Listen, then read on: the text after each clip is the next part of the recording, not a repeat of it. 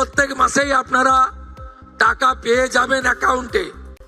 সরকারি টাকা, সরকারি প্রকল্প যারা যোগ্য তারা পাবেন।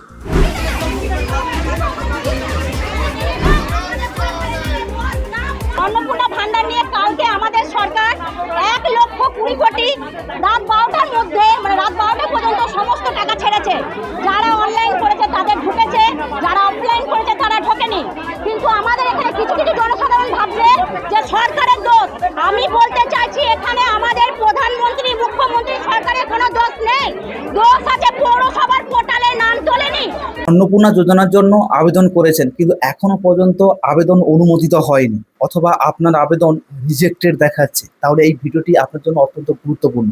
কারণ আবেদন করার সময় ছোট্ট ছোট্ট ভুলের কারণে অনেক আবেদন যাচাইয়ের সময় বাতিল হয়ে যেতে পারে। আজকের এই ভিডিওতে আমরা জানবো কোন 10টি সাধারণ ভুলের কারণে অন্নপূর্ণা যোজনার আবেদন রিজেক্ট হয়ে যেতে পারে এবং আবেদন করার সময় কোন কোন বিষয়গুলিতে বিশেষভাবে সতর্ক থাকা উচিত।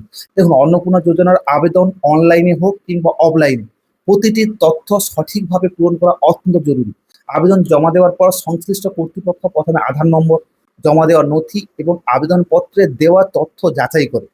যদি কোনো তথ্য অসম্পূর্ণ থাকে বা ভুল থাকে বা সরাসরি নথির সঙ্গে না মেলে, তাহলে আবেদন অনুমোদনের পরিবর্তে রিজেক্টেড হয়ে যেতে পারে। সবচেয়ে প্রথমে যে ভুলটি অনেকের ক্ষেত্রে দেখা যায় সেটি হলো পরিবারের প্রধানের নাম সঠিকভাবে উল্লেখ না করা। আবেদনপত্রে পরিবারের প্রধানের নাম যদি না থাকে অথবা সরকারি নথির সঙ্গে মিল যদি না থাকে, তাহলে ভেরিফিকেশনের সময় আবেদন কিন্তু আটকে যেতে পারে।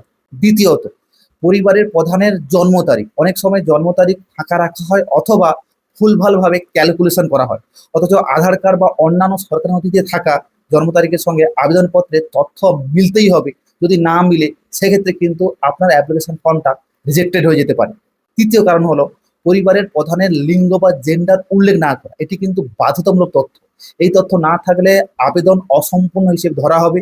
তথ্য যাচাইয়ের সময় সমস্যা কিন্তু দেখা দিতে পারে। চতুর্থ কারণ হলো ধর্ম সম্পর্কিত তথ্য সঠিকভাবে না দেওয়া।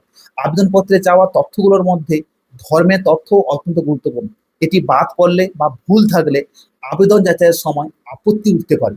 পঞ্চম কারণ হলো সামাজিক শ্রেণী বা সোশ্যাল ক্যাটাগরি উল্লেখ না করা। দেখুন, আবেদনকারী এসসি, এসটি, ওবিসি বা জেনারেল, এই তথ্যগুলো আবেদনপত্রে সঠিকভাবে উল্লেখ করা প্রয়োজন। তথ্য ভুল দিলে কিংবা ফাঁকা রাখলে আবেদন যাচাইয়ের কিন্তু অনেক সমস্যা হতে পারে। ষষ্ঠ কারণ হলো মোবাইল নম্বর সংক্রান্ত ভুল। আবেদনপত্রে অবশ্যই সচল যেগুলো অ্যাক্টিভ রয়েছে 10 সংখ্যা মোবাইল নম্বর দিতে হবে। ভুল নম্বর বা অসম্পূর্ণ নম্বর দিলে ভবিষ্যতে যোগাযোগ করাও সম্ভব হয় না। আবেদন প্রক্রিয়ার জটিলতা কিন্তু তৈরি হতে পারে। সপ্তম কারণ হলো আধার নম্বর না দেওয়া অথবা ভুল করে আধার নম্বর লেখা। আধার নম্বরের মধ্য দিয়ে পরিচয় যাচাই করা সম্ভব। এই একটি সংখ্যাও ভুল হলে আবেদনের যাচাই পুরোপুরিভাবে ব্যর্থ হয়ে যাবে। অষ্টম কারণ হলো প্রয়োজনীয় আধার নথি কিংবা আধার ডকুমেন্ট আপলোড না করা। বিশেষ করে অনলাইনে আবেদনের ক্ষেত্রে আধার কার্ডের পরিষ্কার ছবি আপলোড করা অত্যন্ত জরুরি। নথি না থাকলে আবেদন অসম্পূর্ণ হিসেবে বিবেচিত হতে পারে। নবম কারণ হলো স্থায়ী ঠিকানা সঠিকভাবে উল্লেখ না করা। আবেদনপত্রে দেওয়া ঠিকানা যদি সঠিকভাবে সরকারি নথির সঙ্গে না মেলে বা অসম্পূর্ণ থাকে, তাহলে ভেরিফিকেশনের সময় আধার কার্ডের এই ইনকমপ্লিট ইনফরমেশনের জন্য আপনার কিন্তু ভেরিফিকেশন আটকে যেতে পারে। দশম বা শেষ কারণ হলো এরিয়া টাইপ বা আবেদনকারীর গ্রামীণ এলাকায় বাসিন্দা নাকি শহরের বাসিন্দা, এই তথ্য উল্লেখ না করা। এই তথ্য আপনাদের ক্ষেত্রে একটি গুরুত্বপূর্ণ অংশ, তাই এটি অবশ্যই সঠিকভাবে পূরণ করতে হবে। তাই আপনি যদি অন্নপূর্ণা যোজনার জন্য আবেদন করে থাকেন বা ভবিষ্যতে আবেদন করার পরিকল্পনা করেন, তাহলে আবেদন করার আগে প্রতিটি তথ্য ভালো করে মিলিয়ে নেবেন। বিশেষ করে জন্ম তারিখ, আধার নম্বর, মোবাইল নম্বর, ঠিকানা, প্রয়োজনীয় নথি সঠিকভাবে আপনি দিয়েছেন কিনা একবার নয়, প্রয়োজনে দুবার যাচাই করুন এবং সঠিকভাবে দেওয়ার পর আপনি দেখবেন যে ঠিকঠাক করে ভেরিফিকেশন হয়েছে কিনা। তবে একটা বিষয় অবশ্যই মনে রাখতে হবে, এই তথ্যগুলো সঠিকভাবে পূরণ করলেই আবেদন নিশ্চিতভাবে অনুমোদিত হবে এমন নয়। চূড়ান্ত সিদ্ধান্ত সংশ্লিষ্ট কর্তৃপক্ষের আবেদনকার যোগ্যতা, সরকারি নথি, সরকারি নিয়ম অনুযায়ী কিন্তু গ্রহণ করে।